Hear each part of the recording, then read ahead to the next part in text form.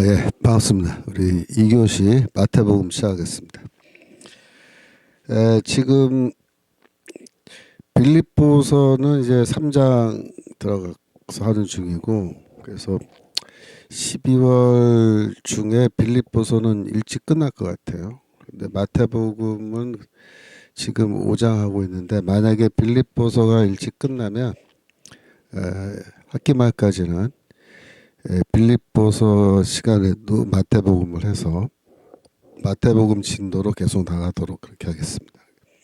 그래서 지금 마태복음 우리 5장 몇 절이냐면은 3절 심령이 가난한 자 읽고 시작하겠습니다. 그래서 심령이 가난한 자는 복이 있나니 천국이 저희 것이며 요 구절을 지금 설명하는 중에 있어요. 근데 이제 가난한 자가 누구냐, 요거를 이제 이야기하는 게 상당히 이제 어려운 과제예요. 그래서 제가 좀 자세하게 길게 설명하고 있는데, 이 가난한 자라는 걸 설명하려면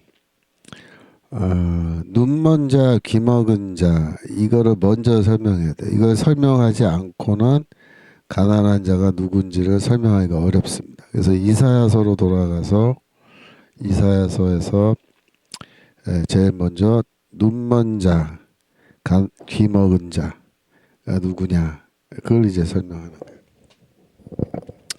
거예요. 지난주에 우리 노트북 71페이지까지 했습니다. 71페이지. 71페이지까지 하다가 말았는데, 로마서 11장 7절 8절 그 부분을 합니다. 로마서 11장 7절 8절.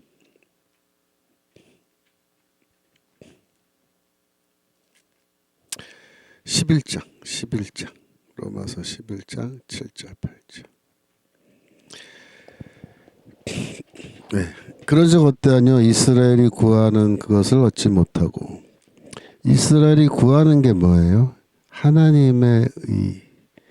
실제로 율법을 통해서 의를 얻는 겁니다. 율법의 의죠. 율법의 의를 얻지 못한 거예요. 그러니까 의를 얻지 못한 거예요. 이스라엘은 의를 구했어요. 율법을 통하여. 그래서 얻지 못하고 택하심을 입은 자가 얻었고, 택하심을 입은 자는 믿음으로 의를 얻었는데 뭐야? 하나님의 의를 받은 겁니다. 그 남은 자들은 완악하여졌다. 완악해졌다면 마음이 딱딱해졌다, 그 얘기입니다. 마음이 딱딱해졌다. 8절. 기록된 바 하나님이 오늘날까지 저희에게 혼미한 심령과 보지 못할 눈과 듣지 못할 귀를 주셨다 함과 같으니라. 그래서 여기에서 바울이 기록된 바 이렇게 말하니까 구약 성경을 인용하는 거예요. 구약 성경 어디를 인용하냐면 신명기 29장 4절을 인용하는 건데, 신명기 29장 4절과 로마서 11장 8절은 비교해 보면은 내용이 일단 29장 4절 읽겠습니다. 신명기 29장 4절. 그러나 깨닫는 마음과 보는 눈과 듣는 귀는 오늘날까지 여호와께서 너에게 주지 아니하셨다. 이렇게 돼 있잖아요. 그래서 요거는 지난주에 우리가 공부했지만 계속 보여주세요. 지난주에 우리가 공부했지만 요 마음과 눈과 귀, 요 주제는 이사야서 6장에서 나온다 그랬죠. 그래서 하나님이 이 백성의 마음을 단단하게 만들고, 그 다음에 저들의 눈을 가리고 귀를 막아서 듣지 못하고 보지 못하게 하라라고 하는 하나님의 심판의 메시지가 여기 그대로 나와 있는 거예요. 근데 이게 무슨 뜻이냐면은 신명기 29장은 모세오경의 마지막 책이고 거의 마지막 부분인데, 이 부분에서 이렇게 말씀하신 건 뭐냐면 이스라엘 백성이 결국은 실패할 거라는 거예요. 율법을 줬고 레위기 18장 5절에서 말한 것처럼 너희가 이것을 행하라 그리하면 그것으로 말미암아 살리라 라고 하는 율법 준수를 통해서 구원 얻는 길, 그 길이 결코 구원의 길이 될 수 없고 결국 이스라엘은 실패할 거다. 율법 준수에 실패할 거다. 왜? 깨닫는 마음도 없고 보는 눈도 없고 듣는 귀를 주지 않으셨기 때문입니다. 그래서 신명기 29장 4절은 결국 이스라엘 민족이 율법을 지켜서 구원받지 못할 거라는 걸 말하는 거예요. 그래서 이 구절을 바울이 정확하게 이해하고 로마서 11장 8절에서 인용하는 로마서 11장 8절 다시 한번 보여주세요. 로마서 11장 8절. 거기 보시면은 바울이 이 신명기의 말씀을 약간 좀 새로운 표현으로 바꿔요. 거기에서는 뭐 듣는 귀를 주지 않았다. 그랬으면 여기는 듣지 못할 귀를 주셨다 이렇게 돼 있어요. 깨닫는 마음을 주지 않았다. 이거를 혼미한 심령을 주셨다 이렇게 바꿔버려요. 혼미한 심령이란 말이 여기 나오는데 이 혼미한 심령이란 말은 왜 여기에 나오느냐? 이사야서 때문이죠. 이사야서. 제가 지난주에 설명했죠. 이사야서에 보시면 하나님이 이스라엘 백성을 심판하실 때 어떻게 심판하시냐면 그들에게 깊이 잠들게 하는 영을 부어주셨다 이렇게 되어 있죠. 이사야서 29장 10절 복습하는 겁니다.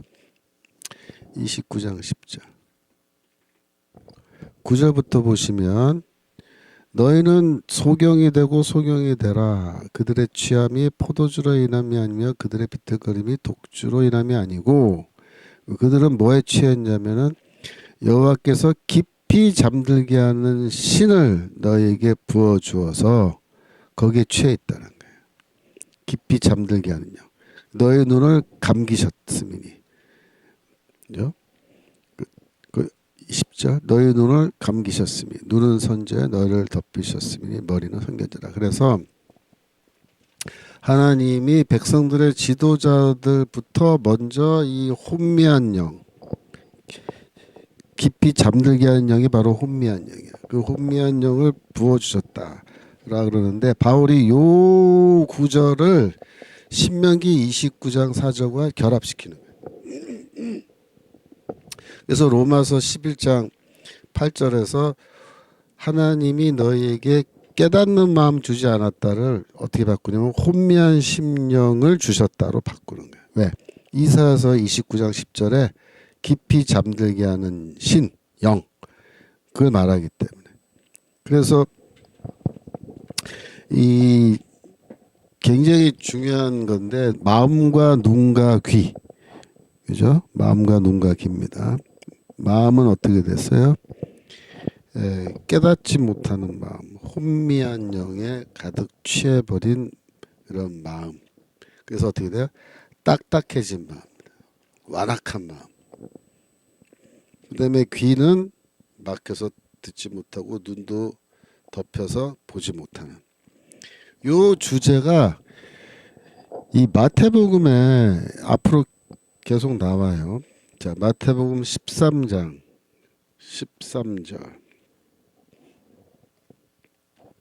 13절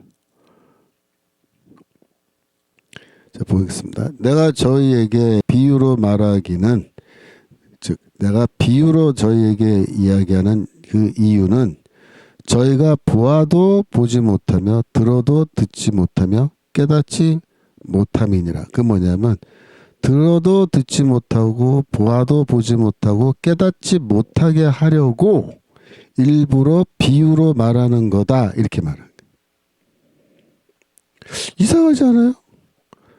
아니 예수께서 이 세상에 오셔서 가르치시려면 다 깨달을 수 있게 그죠? 다 볼 수 있게 다 들을 수 있게 해주셔야지 왜 보아도 보지 못하고 들어도 듣지 못하고 깨닫지 못하게 하려고 일부러 비유로 말씀하실까? 이상하죠. 그 다음 14절 읽어보세요. 이사야의 예언이 저에게 이루어졌으니 일렀으되 너희가 듣기는 들어도 깨닫지 못할 것이요 보기는 보아도 알지 못하리라. 이사야서의 예언이 저에게 이제 이루어진다. 이루어졌다. 그러니까 이사야서 6장 9절 10절에 나오는 이 예언이에요. 예? 저희의 눈을 가리고 귀를 막고, 그죠? 이렇게 하라고 하신 하나님 말씀. 그걸 지금 예수께서 말씀하시면서 이사야서 6장 9절 10절의 그 하나님의 말씀이, 예언의 말씀이 지금 이 시대에도 여전히 유효하다는 거예요. 여전히 유효해요. 그래서 저들의 마음이 여전히 완악하고 귀도 막혔고 눈도 막혀서 맹인이고 봉사다. 맹인이고 기머거리다. 15절 이 백성의 마음이 완악하여져서 그 귀는 듣기에 둔하고 눈은 감았으니 이는 눈으로 보고 귀로 듣고 마음으로 깨달아 돌이켜 내게 고침을 받을까 두려워함이라 하였느니라. 이게 다 이사야서 6장 9절 10절 말씀이잖아요. 그 다음 말이 또 놀라운 말이에요. 16절 그러나 너희 눈은 봄으로 너희 귀는 들음으로 복이 있도다. 이게 무슨 말이에요? 하나님의 심판과 하나님의 진노가 이 모든 백성들 위에 내려서 이 모든 인간들은 다 원래 귀머거리고 장님이고 그 마음은 깨닫지 못하는 완악한 마음이고 바울의 표현에 따르면 혼미하게 하는 영에 취해서 다 잠들어 있는 상태라는 거예요. 그런데 누구는 보고 누구는 들어요. 누구예요? 예수의 제자들. 예수의 제자들가 너희야, 너희. 예수의 제자들은 너희는 기머거리도 아니고 소경도 아니다. 너희는 혼미한 영에 빠져 있었지만 지금 거기서 벗어났다. 혼미한 영이 아니면 무슨 영 받았어요? 하나님의 성령 받았다. 성령. 17절 내가 진실로 너에게 이르노니 많은 선지자와 의인이 너희 보는 것들을 보고자 해도 보지 못하였고 너희 듣는 것을 듣고자 해도 듣지 못하였느니라. 그렇죠? 많은 선지자와 의인들이 구약이 이미 예언하고 있는 메시아 그리스도 예수의 출현을 기다리면서 나도 그거 한번 들어봤으면 좋겠다 했는데 못 듣고 나도 메시아 한번 얼굴 봤으면 좋겠다 했는데 못 봤다. 근데 너희는 지금 내 얼굴 보고 있고 너희는 지금 내 말을 듣고 깨닫고 있다. 얼마나 큰 축복이냐 그 얘기입니다. 너에게는 구원이 임했다. 근데 이게 마태복음 13장 전체가 다 하나님 나라의 비유로 돼 있어요. 이 비유로 말씀하신 이유를 지금 여기에 설명하는 거예요. 다시 올라가서 13절. 내가 저에게 비유로 말하는 이유는 목적은 저희가 보아도 보지 못하고 들어도 듣지 못하고 깨닫지 못하게 하려고 내가 비유로 말하는 거다. 그렇게 말합니다. 그래서 하나님 나라의 이 비유는 말이에요. 외부인이 들으면요. 전혀 무슨 말인지 깨닫지 못하게 되어 있습니다. 자, 씨 뿌리는 자의 비유. 그죠? 좀 이따 밑에 내려가 봐요. 밑으로. 18절. 그런즉 씨 뿌리는 비유를 들으라 이러면서 씨 뿌리는 자의 비유는 앞에 이미 나왔거든요. 근데 이제 해석을 해주는 거예요. 해석을 누구한테 해주냐면 제자들에게 해주는 거예요. 제자들. 그러니까 예수께서 비유를 말씀하실 때는요 어떻게 하냐면 많은 청중들이 모여있을 때는 비유로 얘기를 해요. 비유로. 그러면서 자세한 해석은 안 해주신다. 안 해주신다. 그럼 누구한테 해석해 주느냐? 제자들만 따로 모아놓고 비유의 참뜻을 이렇게 해석해 줘요. 여기. 그래서 뭐 씨앗은 뭐고 뭐 공중에서가 와서 그 씨앗을 쪼아 먹는 건 뭐고 뭐 이런 걸 다 일일이 자세하게 설명해 준다. 어떤 종류의 인간형이 어떤 사람인지. 이게 무슨 말이냐면은 예수의 시대에도 혹은 바울의 시대에도 마찬가지예요. 예수와 바울의 시대에 수많은 유대인이 있고 수많은 뭐 이방인도 살고 있고 이렇게 있는데 그 많은 사람들이 다 진리를 듣고 깨닫고 눈이 열리고 귀가 열리고 혼미한 영에서 벗어나고 그렇게 되는 게 아니에요. 극히 소수의 사람만 혼미한 영에서 벗어나요. 그 말은 무슨 말이야? 극히 소수의 사람만 복음을 믿어요. 구원을 받아요. 그렇게 되는 거예요. 그 얘기예요, 지금. 그래서 우리가 복음을 전하긴 전해야 돼요. 온 세상 사람들에게 다 복음을 선포하고 얘기하긴 하는데 예수께서 미리 말씀해 주신 거예요. 그런데 너희가 가서 복음을 전해도 청중들이 100%다 듣고 믿음을 갖고 구원받는 일은 없다. 그 얘기예요. 극히 일부만, 그중 극히 일부만 복음을 깨닫고 구원받게 될 거다. 그 얘기하신 거예요. 근데 우리 입장에서는 누가 예수를 믿을지 누가 구원받을지 모르니까 우리는 때를 얻든지 못 얻든지 무조건 복음 전하고 그들에게 복음을 증거하는 거죠. 하지만 우리가 할 때에도 100명에게 전하면 100명이 다 개종하고 예수 믿고 주의 제자가 되는 건 아니다. 그 중에 압도적 다수는요 복음을 믿지 않아요. 근데 그 중에 아주 소수의 사람이 예수를 믿는다. 그렇게 돼 있어요. 그 말은 뭐예요? 여전히 하나님의 심판이 이 세상을 덮고 있다. 그 얘기입니다. 하나님의 심판이 이 세상을 덮고. 하나님은 저들의 마음을 강팍하게 하고 무디게 하고 눈을 감기고 귀를 먹게 해요. 그렇게 해서 그들을 어떻게 하는 거야? 심판으로 인도하는 거야. 멸망으로 인도하는 거야. 멸망으로. 그러니까 지난 토요일에 그 비가 오는데 도하면서 좀 아프다 해가지고 우리 광화문 세력들은 거기서 집회하면서 윤석열 탄핵 반대, 그 다음에 이재명 감옥 가자 시위했잖아요. 근데 같은 시간에 그 광화문 사거리 건너편 저 세종대왕 동상 있는 그쪽에서는 어떤 일이 벌어집니까? 예. 이재명 지지 한다고. 이번에 이재명이 그 징역 1년 집행유예 2년 받은 거 그거를 막 규탄하면서 이재명가 직접 마이크 잡고 나와서 연설하고 막 그거 뭐 이재명 그러면서 막 소리 지르면서 집회하잖아요. 여러분 그거 보세요. 성경 말씀 그대로 되고 있다. 그대로. 그 사람들한테 가서는요. 뭐 복음이고 뭐고 얘기 하나 많아 못 알아들어 못 들어요. 안 들어요. 귀가 막히고 눈이 멀었어요.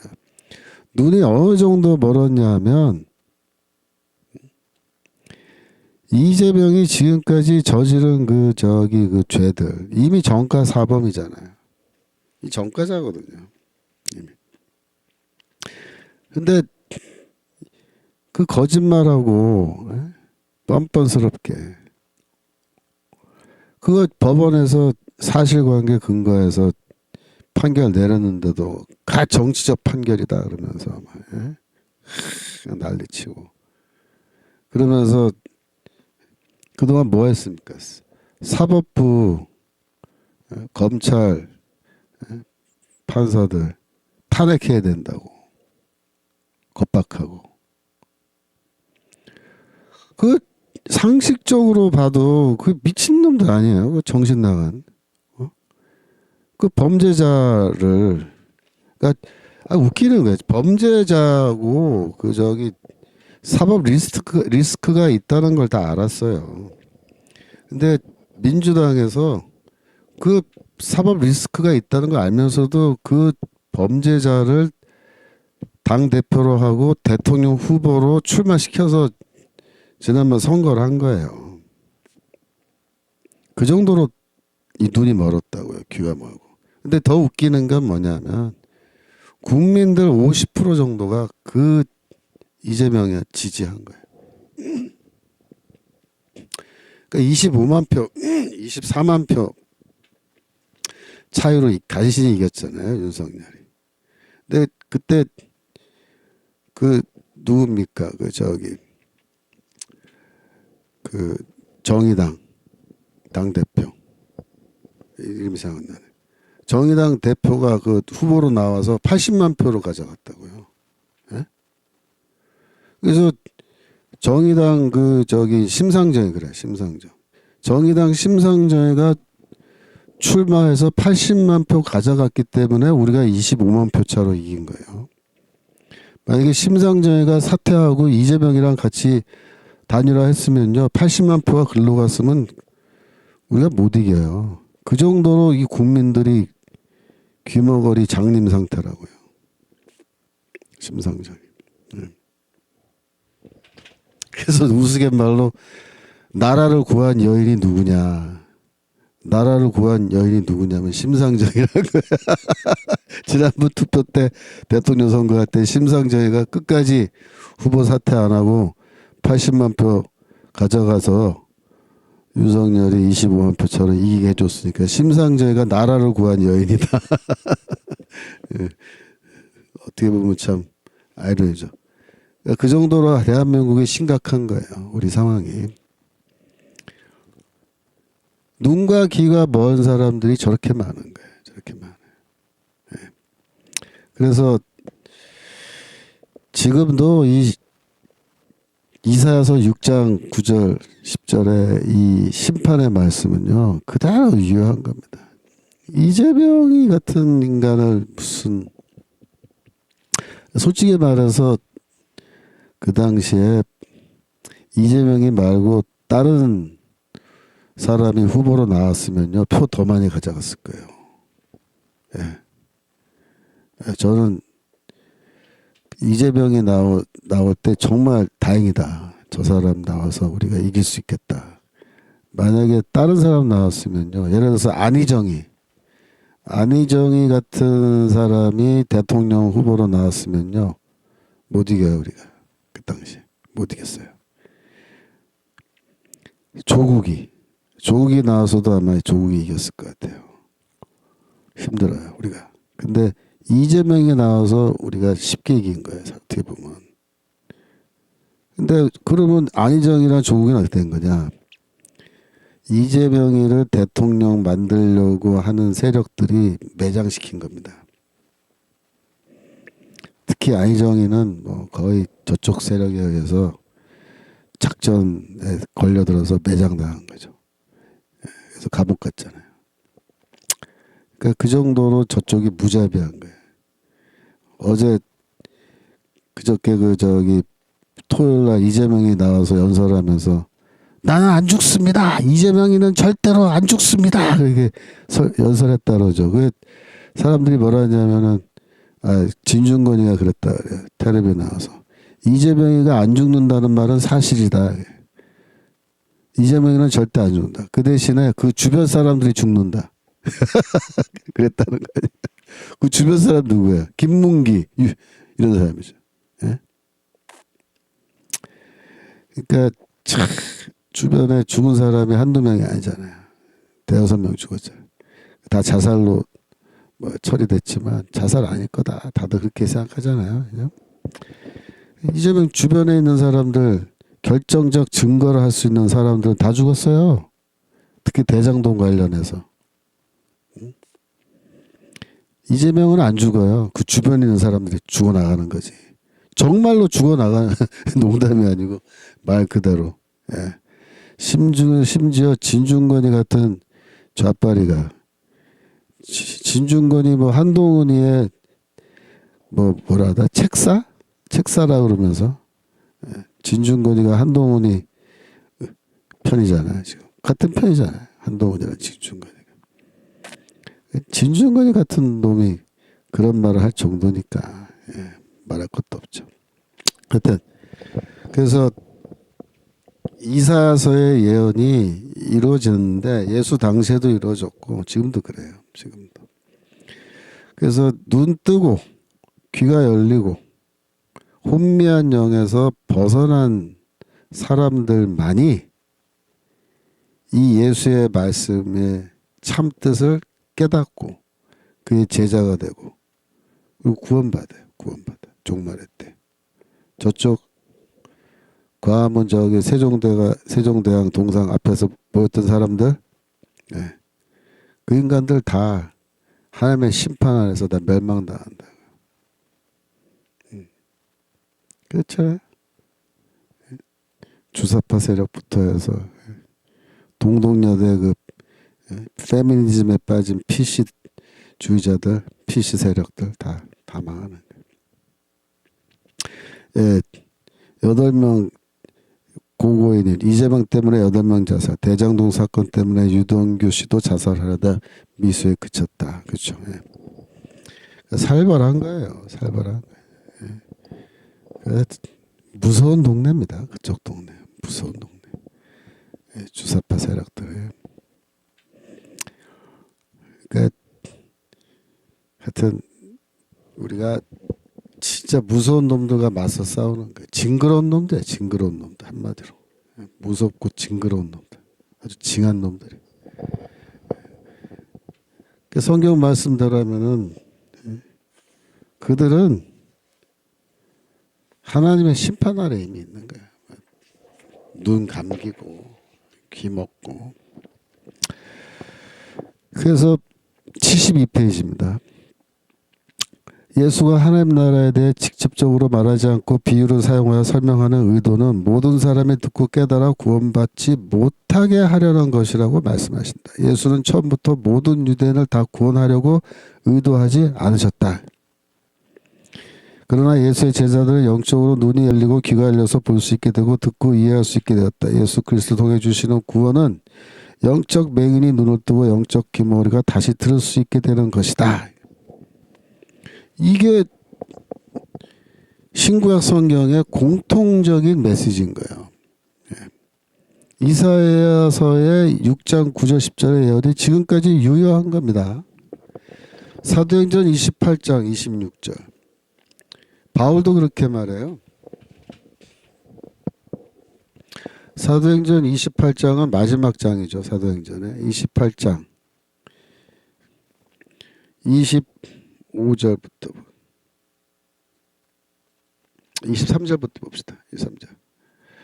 바울이 이제 그 로마에 도착해서 가택연금 상태에서 아침부터 저녁까지 사람들과 만나서 구약 성경 모세의 율법과 선자의 말을 가지고 예수의 일로 권하다 설교했다 이겁니다. 그때 그 말을 믿는 사람도 있고 믿지 아니하는 사람도 있었다 이렇게 말하죠. 그러니까 다 듣고 다 예수 믿는 게 아니에요. 항상 안 믿는 사람이 있습니다. 끝까지. 그러나 또 믿는 사람도 있어요. 근데 숫자는 어찌 많으냐? 안 믿는 쪽이 훨씬 많습니다. 그렇게 돼 있어요. 25절 서로 맞지 아니하여 흩어질 때에 바울이 한 말로 이러가로되 성령이 선지자 이사야로 너희 조상들에게 말씀하신 것이 옳도다. 26절 일러스되 구약성경 인용인데 이사야서 6장 9절 10절 인용이죠. 이 백성에게 가서 말하기를 너희가 듣기는 들어도 도무지 깨닫지 못하며 보기는 보아도 도무지 알지 못하는도다. 이 백성인들의 27절 이 백성들의 마음이 완악해져서 그 귀로는 둔하게 듣고 그 눈을 감았으니 이는 눈으로 보고 귀로 듣고 마음으로 깨달아 돌아와 나의 고침을 받을까 함이라 하였으니 이게 돼요. 그러니까 바울도 예수랑 똑같아요. 이 똑같이 이사야서 6장 9절 10절 인용하면서 이 말씀이 지금까지 그대로 유효하다. 이루어지고 있다. 이렇게 말하죠. 그래서 그 다음 말씀 28절 그런즉 하나님의 이 구원을 이방인에게로 보내신 줄 알라. 저희는 또한 들으리라 하더라.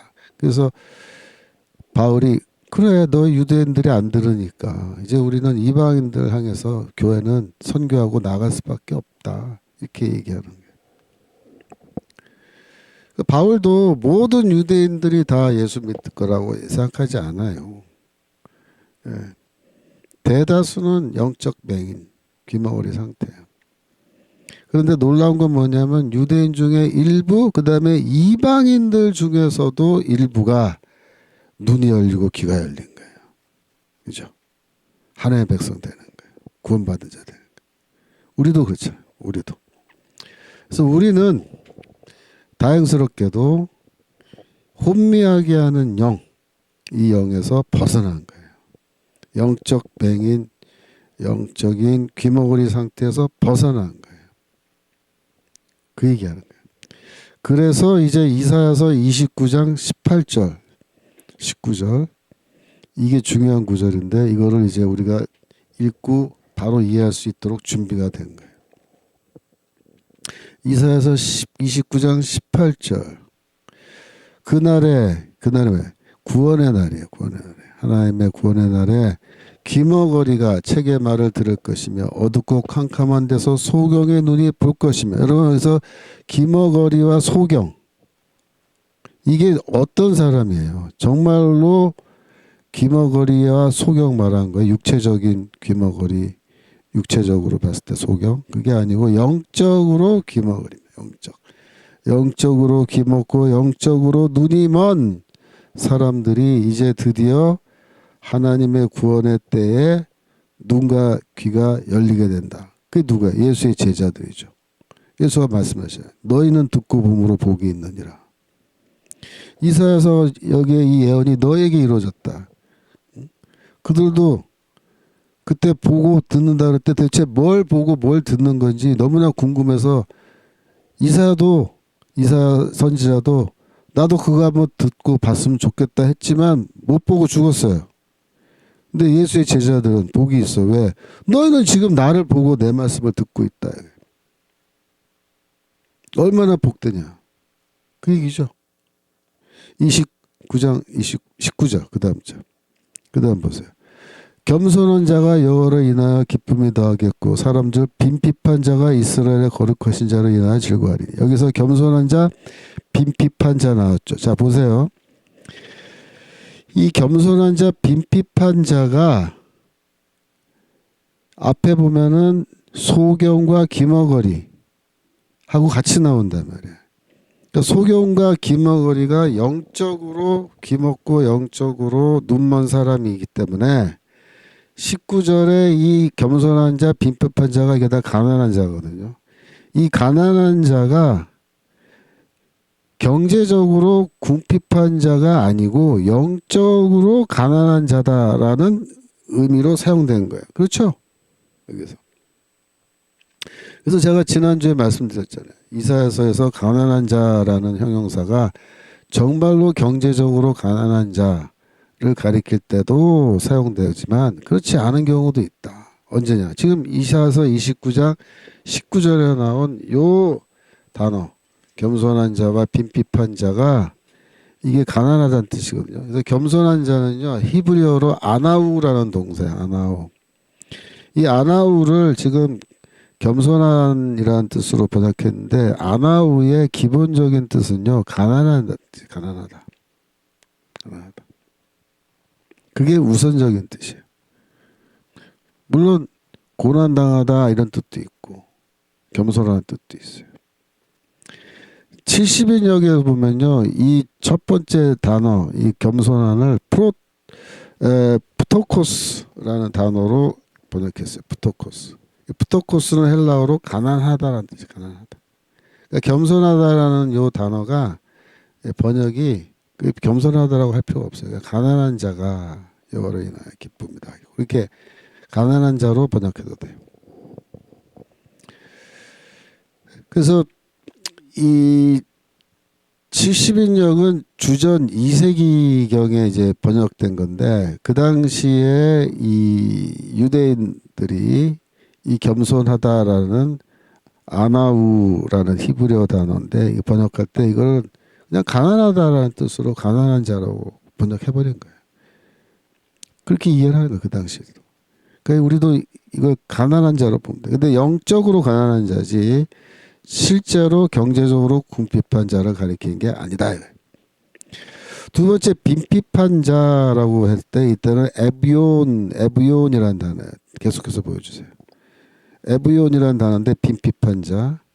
에브온은 말 그대로 가난하다라는 형용사입니다. 가난한. 그러니까 둘 다 빈핍한 자도 가난한 거고 겸손한 자도 저게 아나우도 둘 다 가난한 자라는 뜻이에요. 그런데 재밌는 거는 70인역에서 빈핍한 자, 에비온이라는 이 히브리어 단어를 70인역에서는 어떻게 번역했냐면요. 아펠 피스 아니다.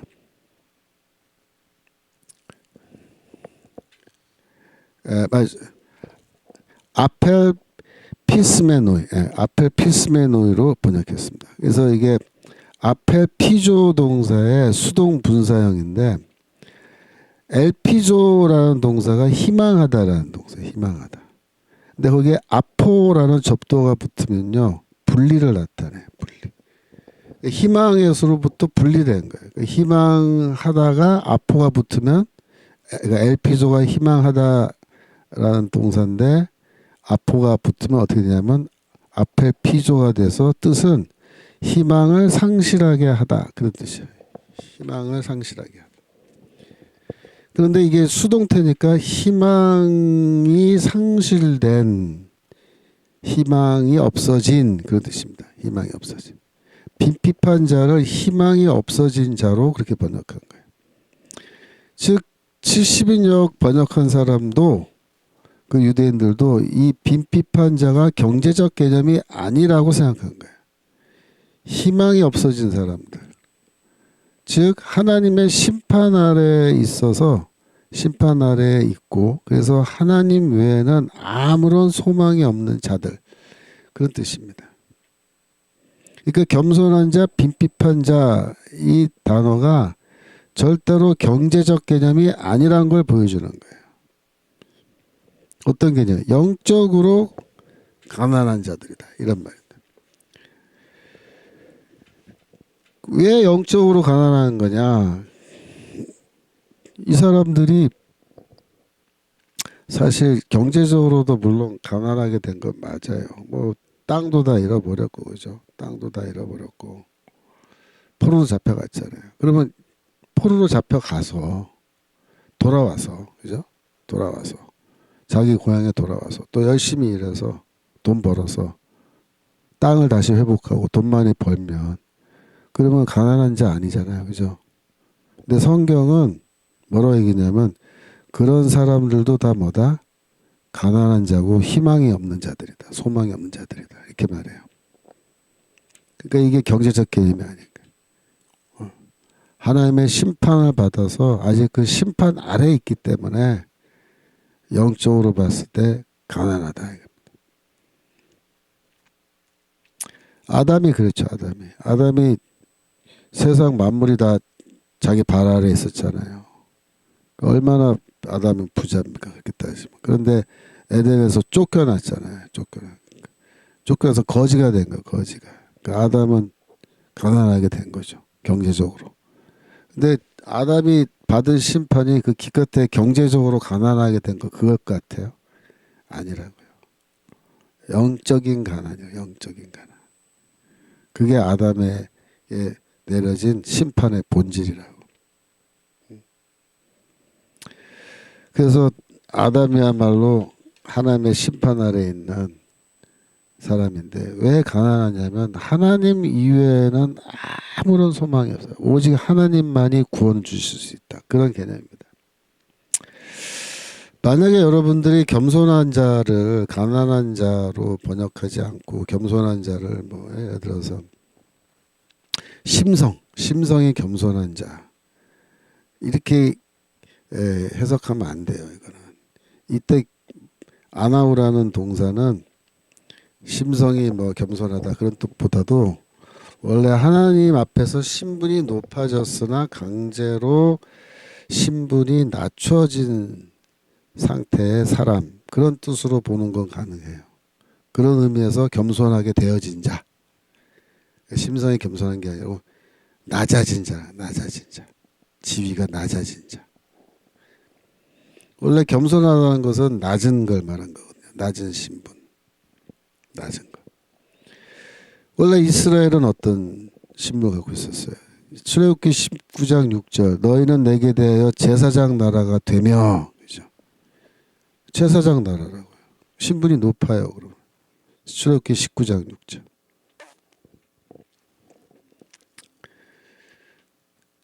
너희는 내게 대하여 제사장 나라가 되며 거룩한 백성이 되리라. 그러니까 이스라엘이 원래 신분이 높았다고요.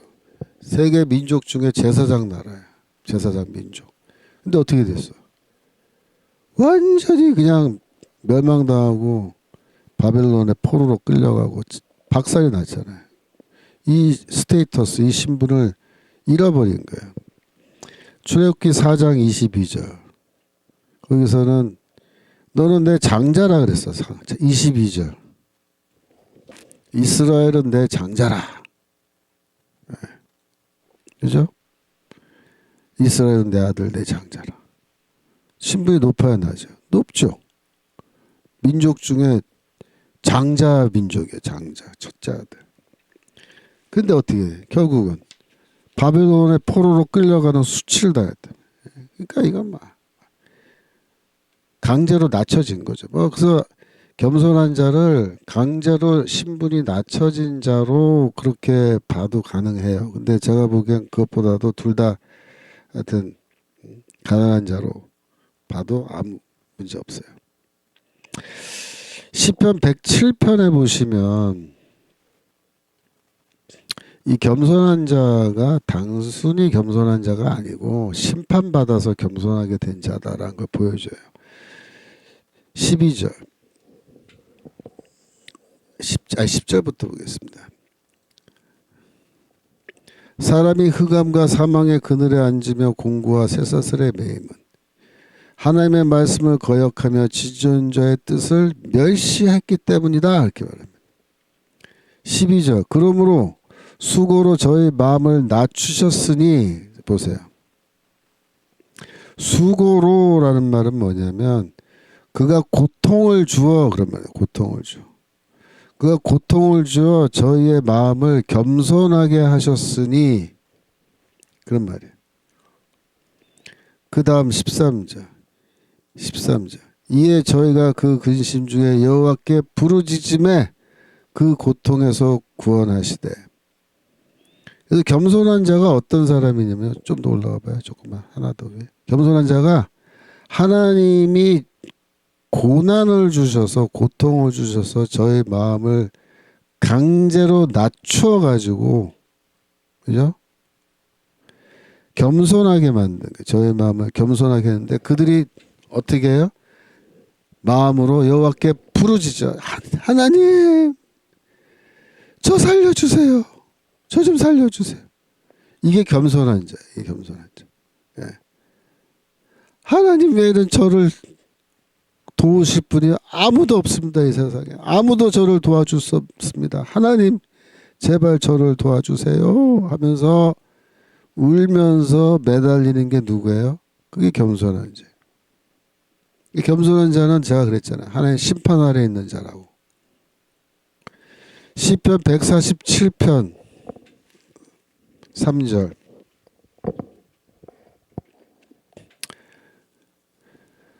상심한 자를 고치시며 저희 상처를 싸매시는도다. 이렇게 되어 있죠.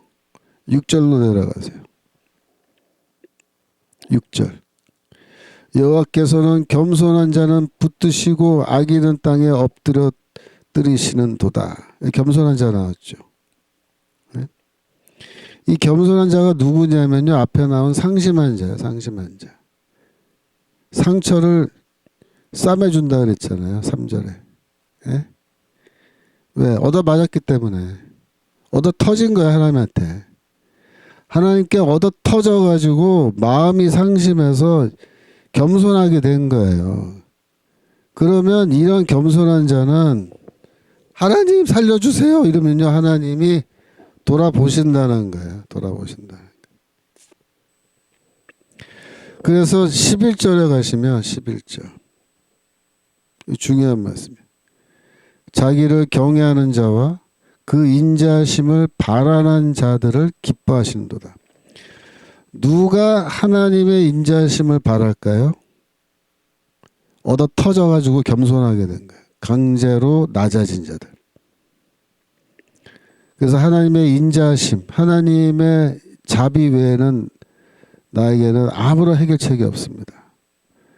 라고 고백하는 그런 사람을 하나님은 기뻐하시고 그들을 구원하신다. 그 말이에요. 구원하신다. 그죠? 그 얘기예요. 그러니까 여기 이사야서 29장 19절에 29장 19절에 겸손한 자, 그죠? 이게 어떤 뜻인지 알겠어요? 예. 그래서 다시 이사야서 29장 19절.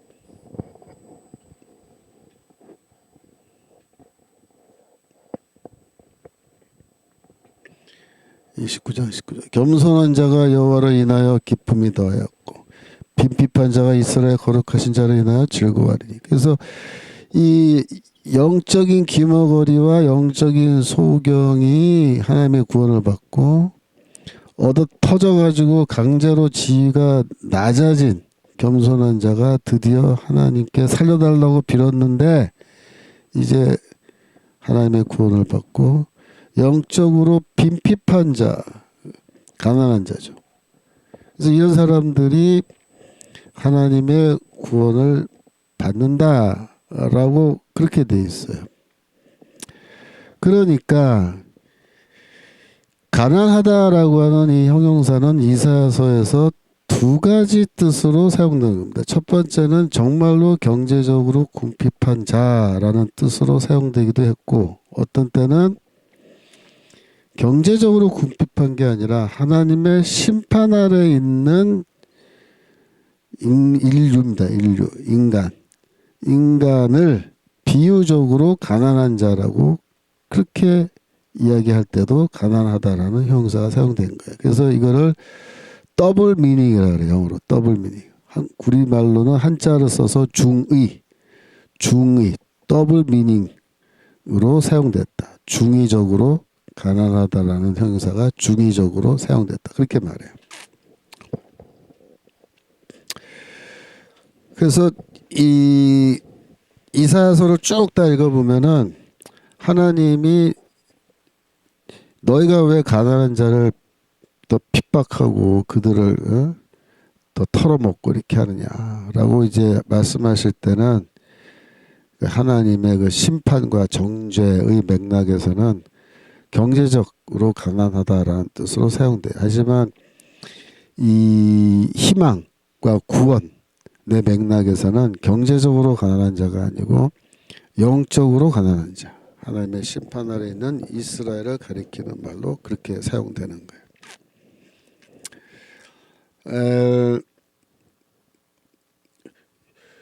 이사야서 66장 2절.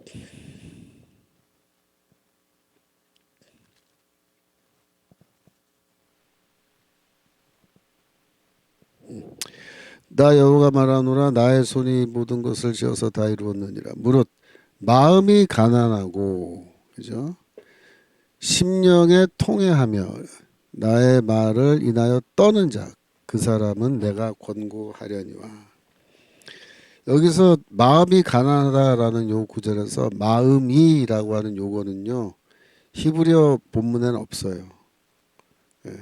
그러니까 대한성소공회에서 번역한 사람이 여기다가 마음이라는 말을 임의적으로 그냥 써놓은 거예요. 여기 그냥 가난하다라는 말밖에 없어요. 여기서 사용된 이 히브리어 단어는 아나우, 그죠?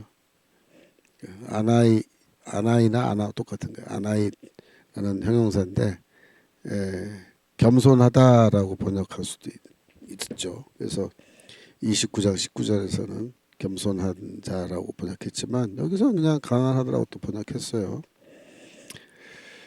그래서 심령에 통회하며 할 때 이 뜻은 뭐냐면 루아흐, 그러니까 영적으로 그들의 영적으로 영이 뭐야? 낙하 동사입니다. 얻어 터진. 그러니까 낙해라는 그 형용사인데 낙하라는 동사형은 뭐냐면 때리다. 낙해는 뭐냐? 얻어맞이. 영적으로 얻어맞은 사람. 그 뜻이야. 심령에 통해한단 말이야. 영적으로 얻어맞은 사람. 이게 다 뭐예요? 하나님의 심판 아래에 있는 인간이에요. 나의 말을 인하여 떠는 자. 심판을 생각하면 공포심에 부들부들 떨 수밖에 없는 자. 그런 사람들은 내가 공부하겠다. 내가 돌보겠다. 그런 말이에요. 그래서 마음이 가난한 자가 어떤 사람인지 알겠죠. 하나님, 저 좀 살려주세요. 저 좀 도와주세요. 하면서 하나님께 부르짖는 사람이 가난한 자, 심령이 가난한 자.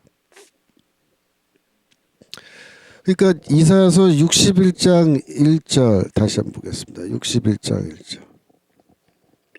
예수께서 나사렛 회당에서 61장 나사렛 회당에서 이 말씀을 읽으셨잖아요. 누가복음 4장에 나오죠. 여호와의 신이 내게 임하였으니 이는 여호와께서 내게 기름을 부으사 가난한 자에게 아름다운 소식을 전하게 하려 하십니다. 근데 가난한 자가 누구겠어요? 바로 이거예요. 예. 영적으로 가난한 자, 하나님의 심판 아래 있고 하나님 제발 저 살려주세요라고 하면서 하나님 향해서 호소하는 그런 사람이 뭐야? 심령이 가난한 자, 심령이 가난한 자. 마태복음 5장 3절에 나오는. 그래서 그런 사람을 하나님이 구원하시겠다라고 그렇게 얘기한 거죠. 그렇게. 그래서 이사야서 29장 다시 잠깐 가시면 29장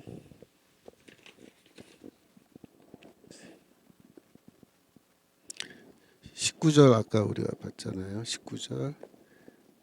19절. 겸손한 자가 여호와를 인하여 기뻐. 그러니까 18절부터 다시 한번 보겠습니다. 18절. 기머거리가 책의 말을 들을 것이고 어둡고 캄캄한 데서 소경의 눈이 볼 것이고 겸손한 자. 그죠? 아까 얘기했죠. 가난한 자죠. 여호와를 인하여 기쁨이 더하겠고 빈핍한 자가 하나님의 구원을 받는다. 19절. 그런데 이 구원이 저기 아래 내려가면 24절로 내려가시면 거기에서 뭐라고 얘기하냐면 마음이 혼미한 자도 총명하게 되며 이렇게 돼 있어요. 왜 그들의 눈이 어둡고 귀가 막혔어요? 혼미하게 하는 영, 그 영을 하나님이 부어주셔가지고 그 심판이에요. 그 이재명 지지하는 사람들, 그 전부 다 혼미하게 하는 영을 하나님이 부어주신 사람들, 불쌍한 사람들이죠. 근데 구원의 때가 되면은 혼미하던 자도 총명하게 돼, 총명하게. 왜? 성령을 받아서 총명하게 된다. 그러니까 우리가 총명한 자들이야, 총명. 과문 세력이. 얼마나 다행이야. 거기 가서 이재명 그러면서 소리 지르지 않고 있는 것만 해도 감사한데 총명해가지고 대한민국 살리려면 우리가 여기 가문 세력 정광훈 목사님 하고 힘을 합쳐서 우리 나라 살리는 이 일에 우리가 함께하는 거예요. 이게 대한민국 살리는 길이야. 이걸 깨달은 거죠. 이게 총명한 거예요. 총명. 우리가 왜 총명해요? 우리가 무슨 뭐 사회 과학을 공부해서 총명해요. 뭐 역사학을 전공해서 총명해요. 뭐 뭘 해서 총명한 거예요? 이게 신앙 때문에 총명한 겁니다. 믿음 때문에, 성령 때문에. 여기 돼 있잖아요. 마음이 혼미한 자가 총명하게 된다. 원망하던 자도 교훈을 받는다. 하나님한테 맨날 원망하고 욕하던 사람들이 이제는 겸손하게 하나님의 교훈을 받아들이는 거예요. 이 구원의 길이에요. 구원의 길. 영적으로도 구원받고 국가적으로도 우리가 구원의 길로 나가는 거야. 저 김정은이한테 잡아먹히지 않고.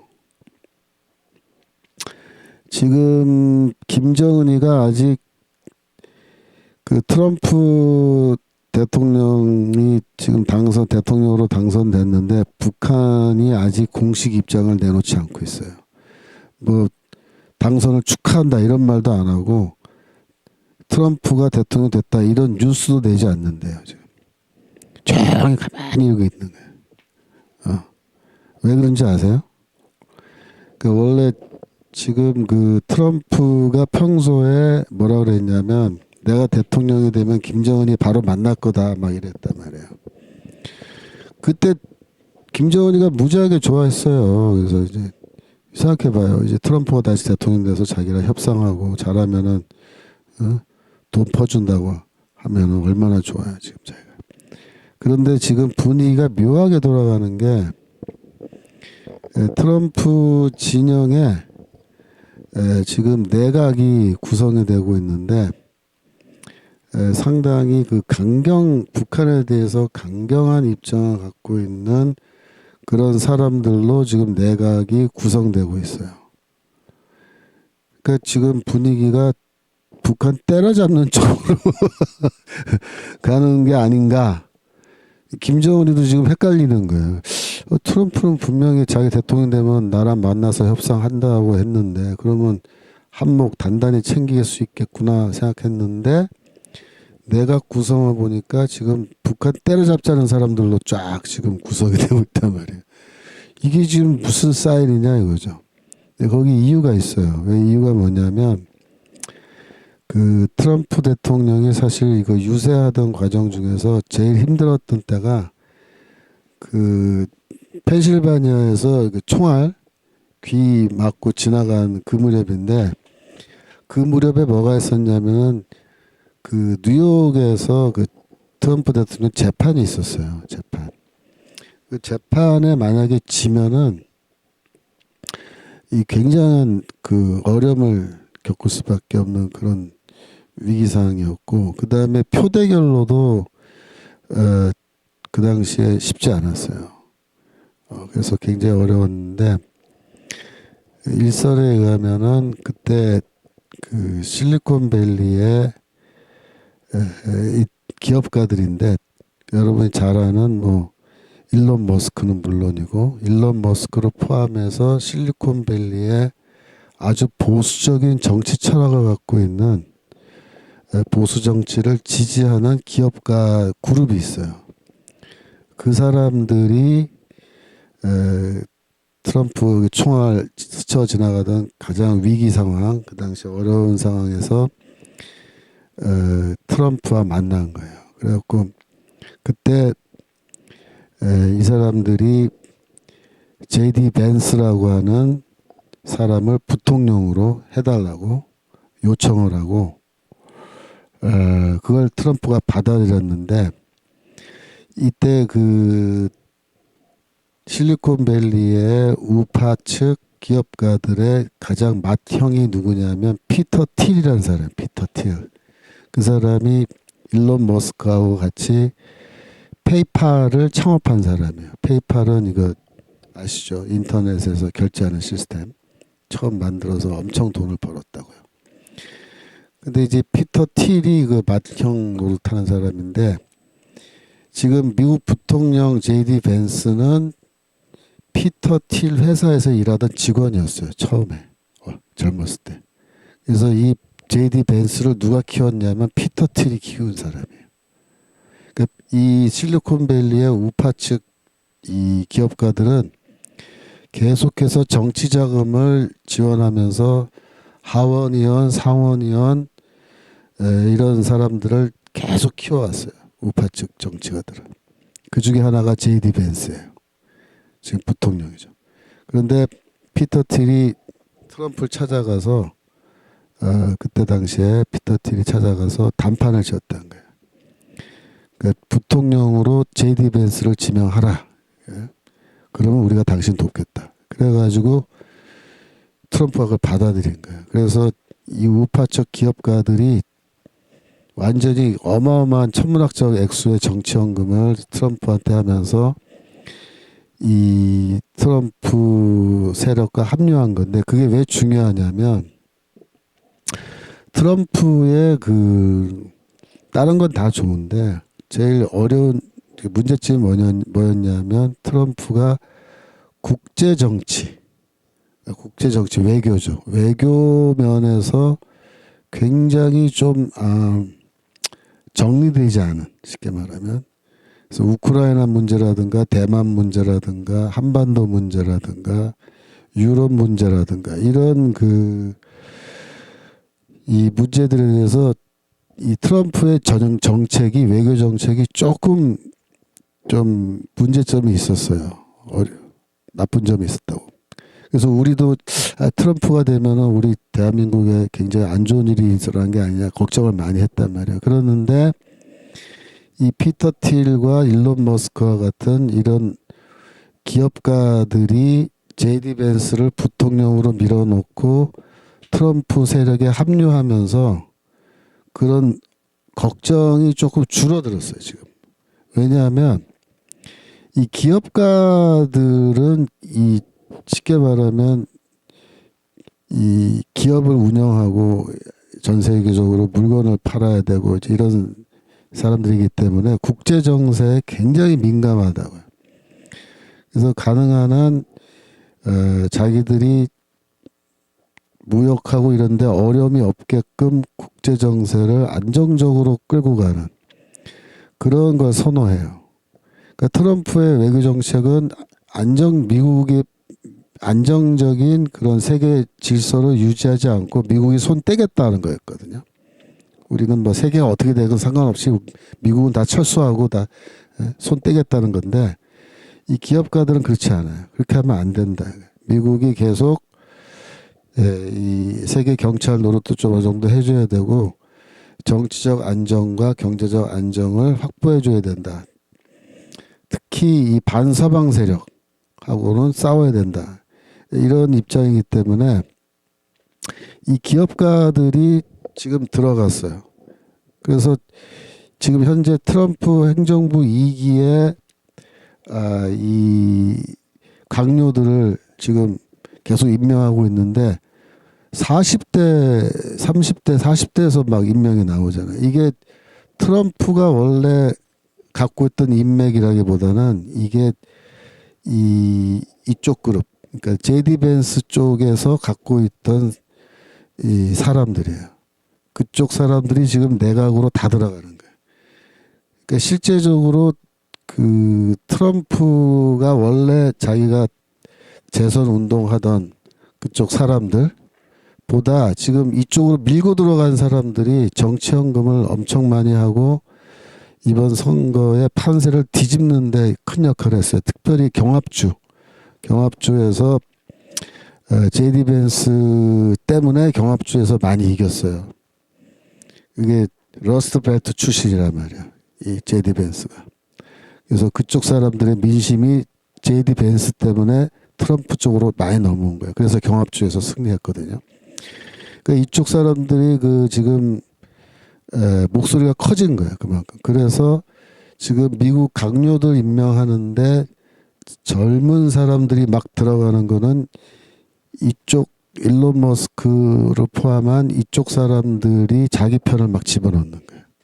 근데 그런 사람들이 많이 들어가면 들어갈수록 어떻게 보면은 트럼프가 갖고 있었던 좀 예측 불가능한 어떤 측면, 어디로 튈지 모르는 트럼프의 그런 특징이 좀 있었는데 그거를 좀 이렇게 바로 잡아주는 거예요.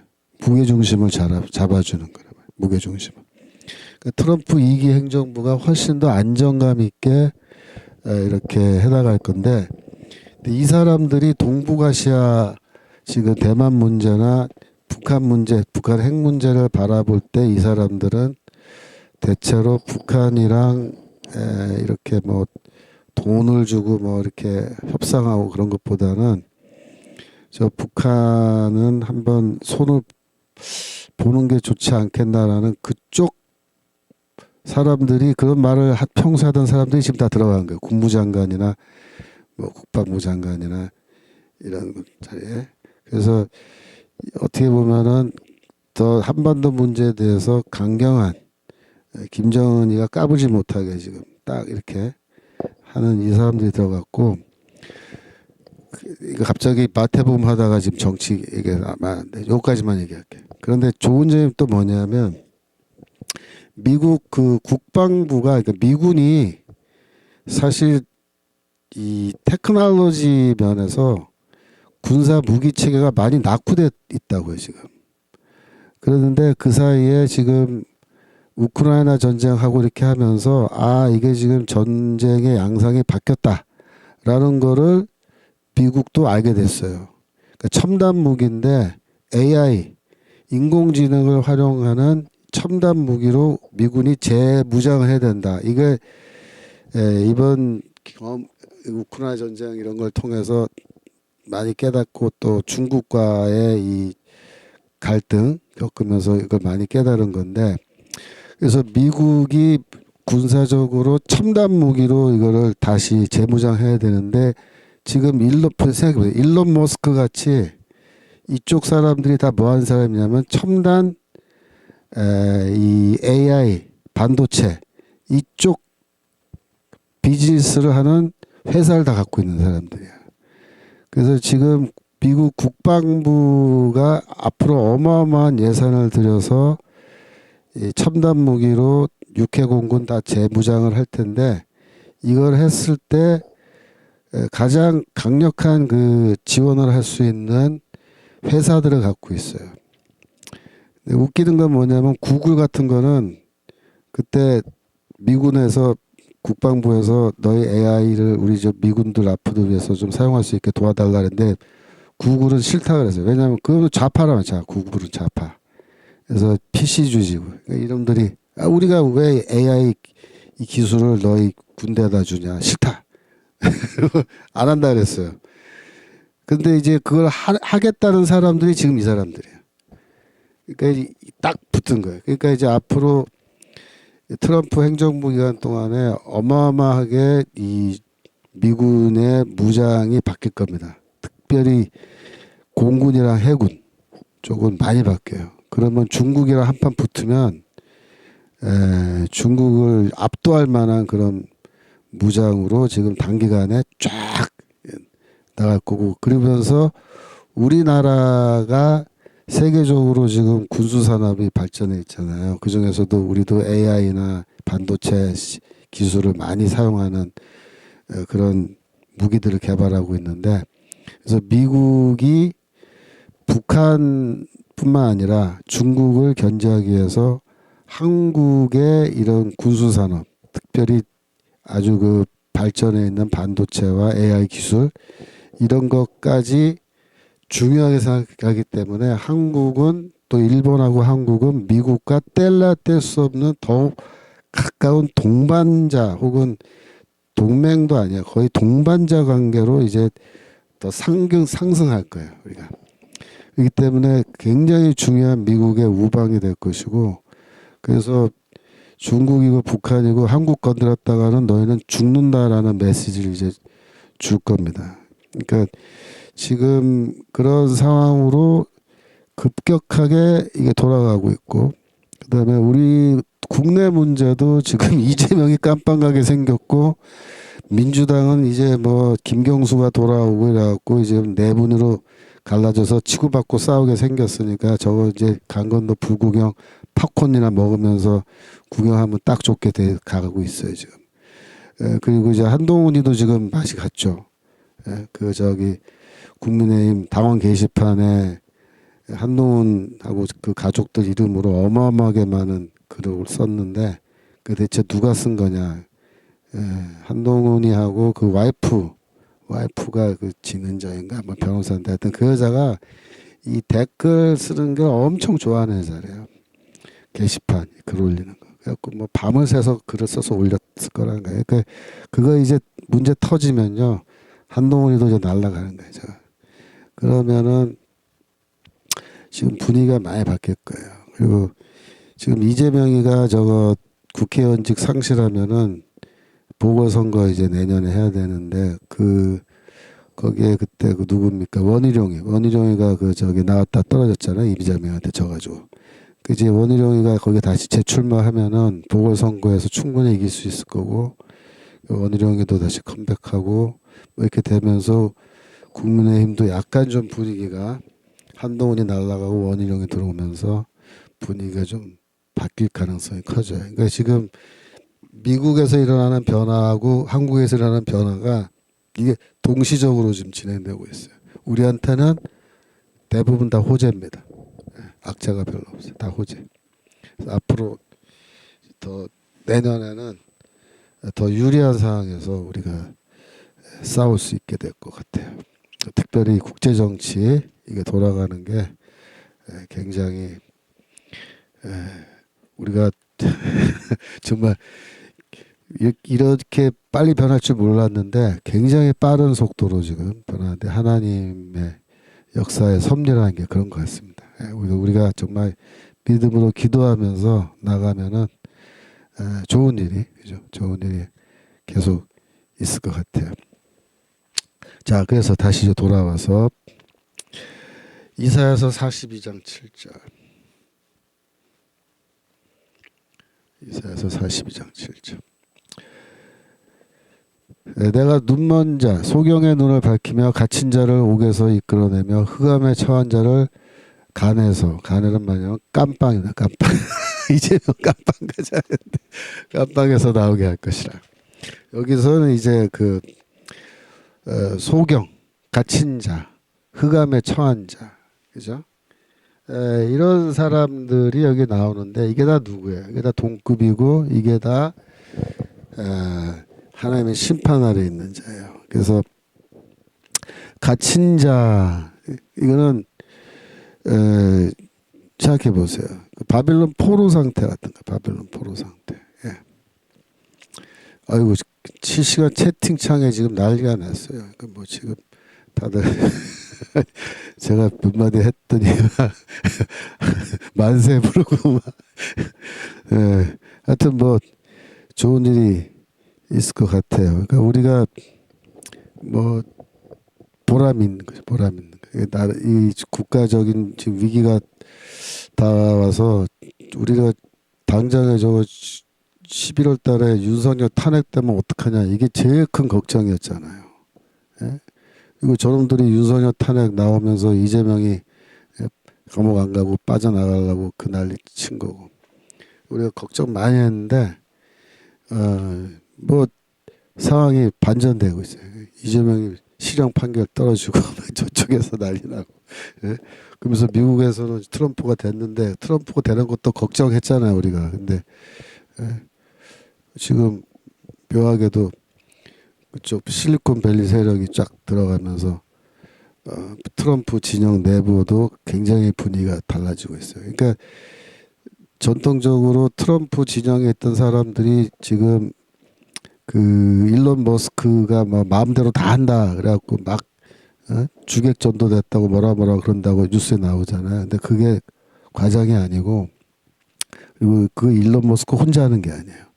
일론 머스크와 함께하는 우파 측 기업인들이 있어요. 이 사람들이 그동안 꾸준히 정치 언급하면서 공화당 지지 세력으로서 자기 편 사람들을 계속해서 선거할 때마다 지원해서 상원과 하원에 밀어넣은 거예요. 그런 사람들이 지금 트럼프 행정부로 막 들어오는 거예요. 이 사람들이 젊은 사람들을 다 지원했거든요. 젊은 층들을, 정치인들을. 이런 사람들이 지금 트럼프 내각으로 들어오니까 이게 완전히 이게 어떻게 보면은 실리콘밸리 우파 내각이에요. 이렇게 되면. 근데 이게 좋은 거예요. 나쁜 게 아니고 좋은 거예요. 왜? 트럼프의 그 예측할 수 없는 그런 측면을 이 사람들이 딱 커버하고 공이 마음대로 막 튀지 않게끔 그렇게 지금 제어, 컨트롤을 하는 그런 사람들인 거예요. 잘 된 거죠.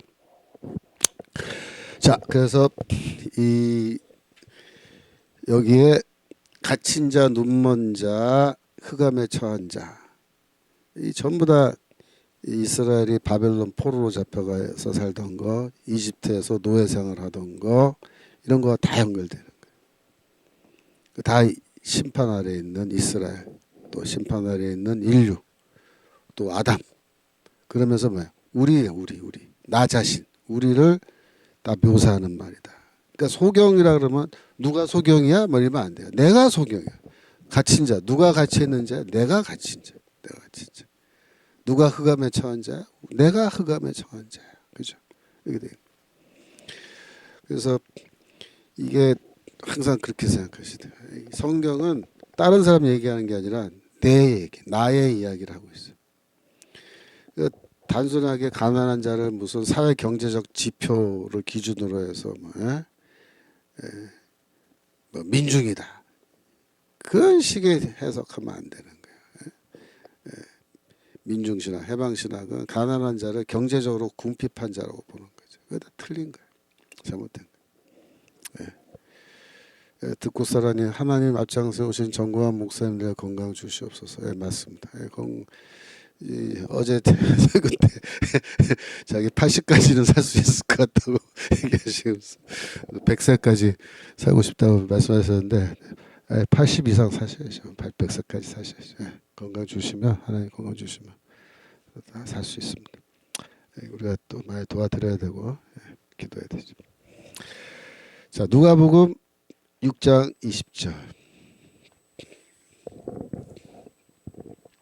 예수께서 눈을 들어 제자들을 보시고 가라사대 가난한 자는 복이 있나니 하나님 나라가 제 것이며. 그래서 누가복음 6장과 마태복음 5장이 이 산상수훈이 나오는 건데 누가복음에서는 이제 산에서 말씀하셨다 하지 않고 평지에서 말씀하셨다 그래갖고 이걸 평지복음이라고 그래요. 평지복음. 누가복음 6장은 평지복음 편편한 땅에서 했다. 말씀하셨다 그래서 그다음에 마태복음 5장은 산에서 해서 산상수훈 이렇게 얘기하는데 뭐 하여튼 내용은 같아요. 근데 중요한 게 뭐냐면 여기에는 가난한 자는 복이 있나니 그래서 심령이라는 말이 없어요. 그죠? 심령이 가난하다는 말은 없잖아요. 심령. 근데 마태복음 5장 3절은 심령이 가난한 자는 복이 있나 이렇게 돼 있다. 그래서 왜 마태복음에는 심령이라는 말이 있고 누가복음에는 심령이란 말이 없느냐. 그걸 놓고 또 이제 해방신학하고 뭐 민중신학하는 놈들이 별의별 억측 말도 안 되는 소리를 쏟아낸 거예요. 뭐라고 얘기했냐면 예수는 원래 경제적으로 가난한 자가 복이 있다. 그런 뜻으로 말씀하신 거다. 이게 이 해방신학이나 민중신학자가 주장하는 거예요. 그래서 가난한 자는 복이 있다. 이게 원본이다. 이게. 근데 마태는 여기에다가 심령이라는 말을 지멋대로 써 넣어서 이 가난한 자를 영적으로 가난한 자란 뜻으로 왜곡시켰다. 그렇게 왜곡시켰다. 그래서 예수는 가난한 자, 경제적으로 궁핍한 자들에게 구원이 있다라고, 부자들에게 뭐야? 구원이 없다라고 가르치신 분이다. 그래가지고 예수는 민중의 편이고 프롤레타리아 편이고 뭐 그런 거예요. 그래서 예수는 쉽게 말하면은 가난한 자들의 구원자고 교회는 가난한 자들의 것이다. 이렇게 얘기하면서 복음이란 건 원래 뭐다? 경제적으로 궁핍한 자들을 위한 것이다. 부자들을 위한 게 아니다. 완전히 이게 무슨 빨갱이 막시즘도 이런 천박한 막시즘이 없어요. 해방신학, 민중신학이 그런 식으로 누가복음 6장 20절을 그렇게 막 해석을 해가지고 누가는 착한 사람이고 마태는 죽일 놈을 만든 거야. 마태는 죽일 놈이다 말이야. 왜? 예수의 말씀을 왜곡했다. 왜 거기 심령이란 말을 지 멋대로 넣느냐. 영적 해석이다 뭐 이러면서 생 난리 친 거죠. 그럼 보세요. 그래요? 정말로? 아니라고요. 아니에요. 그러니까 예수는 이사야서의 그 전통에서 이 말씀하신 거예요. 이사야서의 가난한 자가 어떤 사람이에요?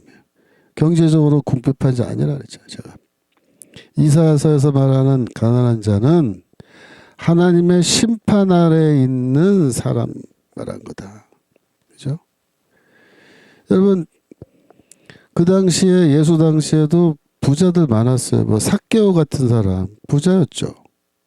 그죠? 그럼 삭개오는 부자니까 가난한 자 아니에요? 아니에요. 삭개오도 영적으로는 가난한 자인 거예요. 영적으로 가난한 자.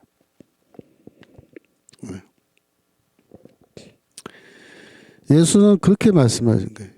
경제적으로 돈이 많으냐 적으냐 그것 갖고 구원이 결정되는 게 아니다. 여러분 생각해 보세요. 가난한 자는 만약에 정말로 경제적으로 궁핍한 자면요. 우리나라 기준으로 뭐 자산 가치 따져서 자산 얼마까지 있으면은 부자고 얼마부터는 가난한 사람인 거예요. 예? 누구부터 가난한 사람이야? 누구부터 부자고? 그러면 예를 들어서 뭐 1억이다. 1억 이상은 부자고 1억 이하는 가난한 자다. 그러면 내가 9,900만 원 있다가 어느 날 돈이 조금 더 생겨서 1억이 넘어서면 그럼 나는 구원 못 받는 거야? 그게 복음이에요? 예수의 복음이 그거예요? 돈 많으면 구원 못 받고 돈 없으면 구원 받는다? 그거예요? 웃기는 소리 하지 마세요. 웃기는 소리. 그게 어떻게 복음이에요?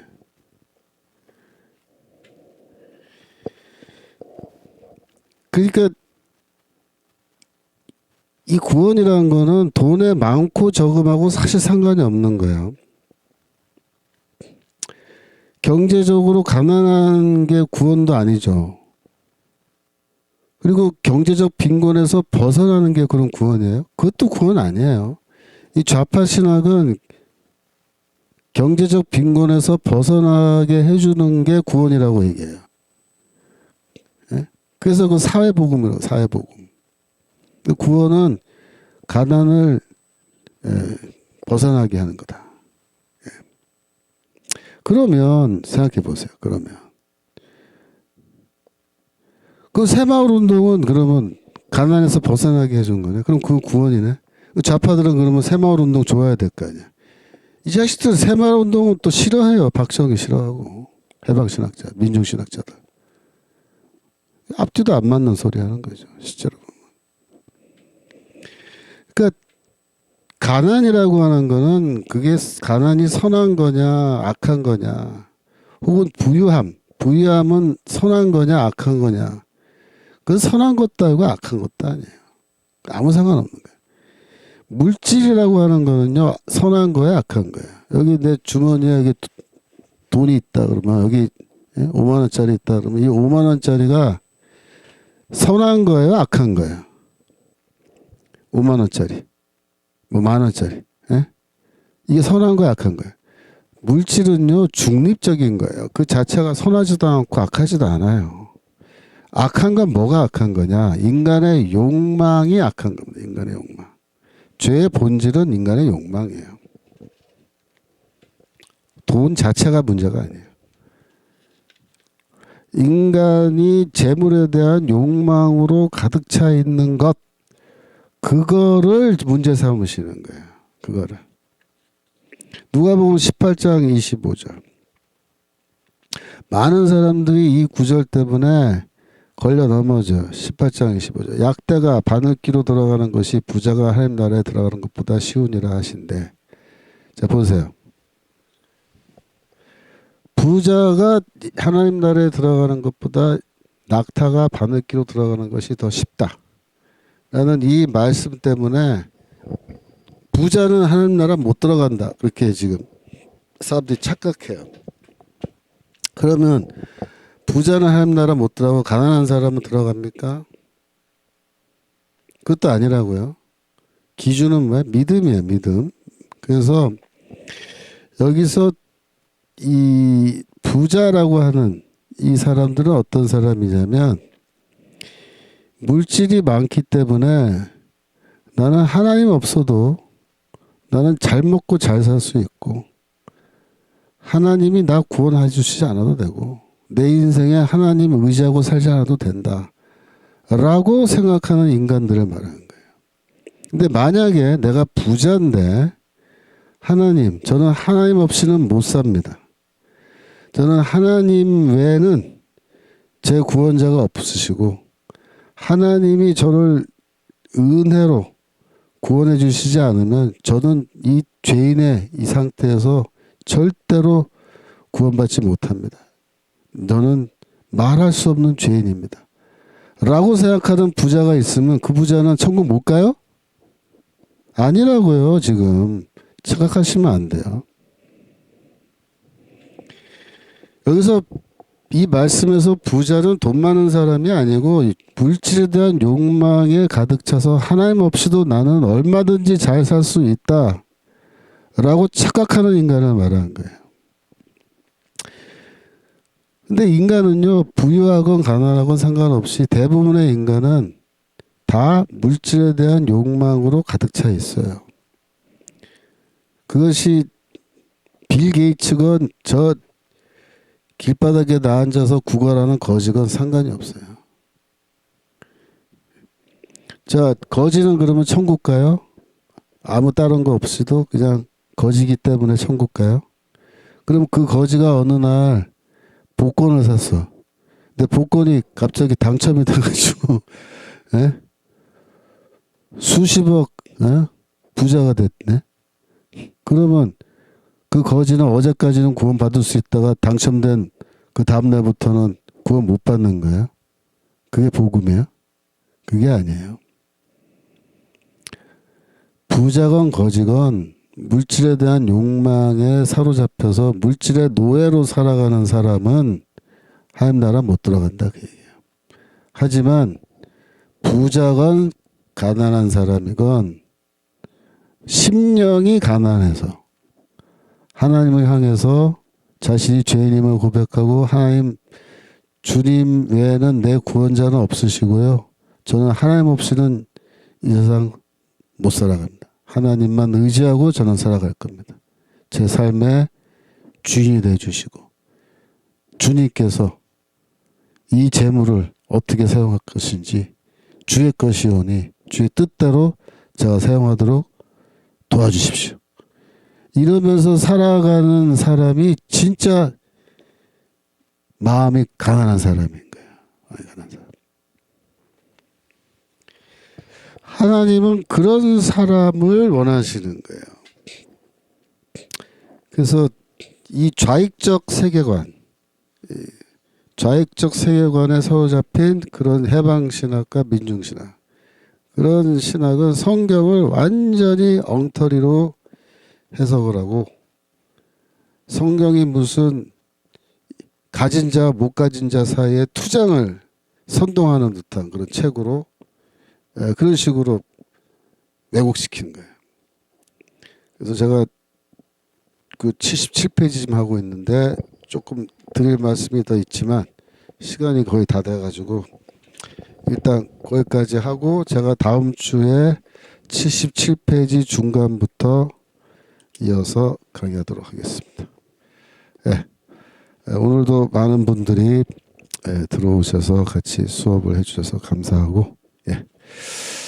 하여튼 여러분들이 요즘은 조금 기분이 좋아지는 시기입니다.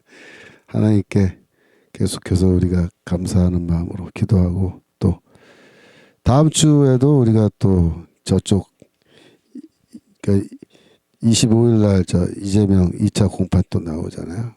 그 결과 놓고 또 우리가 한 판 또 붙어야 되는데 하여튼 계속해서 긴장의 끈을 놓지 말고 우리가 이번 달을 지나야 될 것 같습니다. 자, 기도 마치겠습니다. 하나님 아버지, 오늘도 말씀을 통하여 저희가 영적으로 가난해지고 영적으로 더 겸손한 자 되어야 함을 깨우치게 하시니 감사합니다. 이 혼란스러운 시대에 제가 인생을 살아가고 있는데 주여 참된 구원의 길이 무엇인지 분명히 깨닫고 나아갈 수 있도록 도와주시고, 특별히 이 세계가 급격하게 변화하는 가운데 주여 우리나라 대한민국을 하나님께서 꼭 지켜주시고 예수한국 복음 통일의 길로 저희 모두를 인도하여 주옵소서. 감사드리며 예수 그리스도 이름으로 기도합나이다. 아멘. 네, 수고하셨습니다. 다음 주에 또 만나 뵙겠습니다. 안녕히 계세요.